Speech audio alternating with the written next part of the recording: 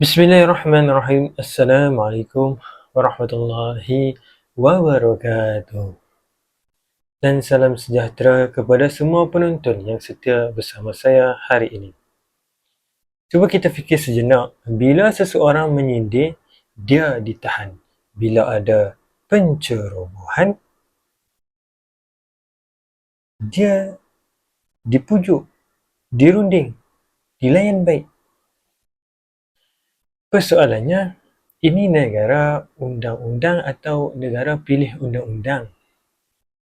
Hari ini kita bukan mahu menghasut, bukan mahu membenci, kita hanya mahu bertanya, di mana keadilan? Dalam gambar ini jelas mesej yang sangat kuat. Saya sindir kena masuk lokap, penceroboh pula dirunding secara baik.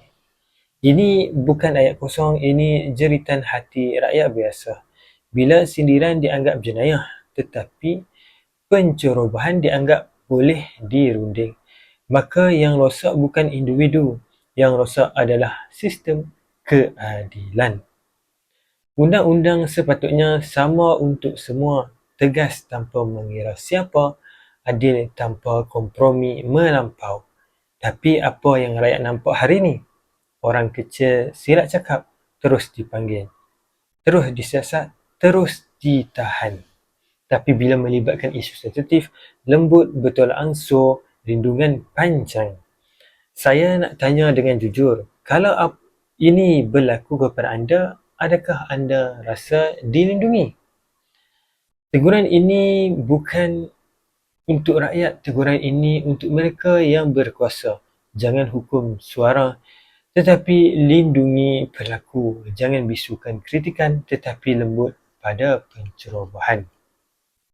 Rakyat bukan bodoh, rakyat nampak, rakyat nilai dan rakyat simpan dalam hati. Bila kepercayaan hilang, yang runtuh bukan bangunan tetapi negara. Kepada rakyat Malaysia, teruskan bersuara tetapi bersuara dengan ilmu, fakta dan adab. Jangan cepat melatah, jangan terikut emosi, kerana itulah yang mereka tunggu. Kebenaran tidak perlukan jeritan, kebenaran perlukan keteguhan. Saya cadangkan 3 perkara untuk selesaikan masalah ini, dan saranan apa yang saya sampaikan bukan untuk nak menghasut atau nak membenci seseorang itu atau membenci sesama kita. Tidak. Yang pertama sekali, ketulusan dalam penguasaan undang-undang. Kedua, standard yang sama siapapun apapun kesnya. Yang ketiga, rakyat mesti diberi ruang bertanya, bukan terus dihukum. Negara ini kuat bukan kerana senjata tetapi kerana keadilan. Jadi, korang tengok video ni sampai habis, terima kasih. Kan, video ini bukan untuk nak menghentam pelaku ataupun yang tukang kritik ke, tukang sindir ke, tukang penceroboh ke, tidak sama sekali. Nak kita sama-sama fikir. Kan, perkara ini memang dah lama yang berlaku. Kadang-kadang kan berlaku di sebaliknya. Kan, yang tukang ceroboh dikena dan yang sindir tak kena pula. Kan, tapi itulah kita hari ni manusia. Kan, susah nak berlaku adil dan kita ni hanya manusia yang lemah. Kan, kita sebagai orang Islam tak bolehlah nak sindir ataupun nak memburukkan agama lain. Tapi hakikatnya kita bukannya nak menyindir pun, kan, tetapi disalah ertikan. Itulah bimbang-bimbang kita hari ni. Terlepas cakap, setiap percakapan kita kena jaga. Kan, saya yang buat video ni pun saya kena jaga juga.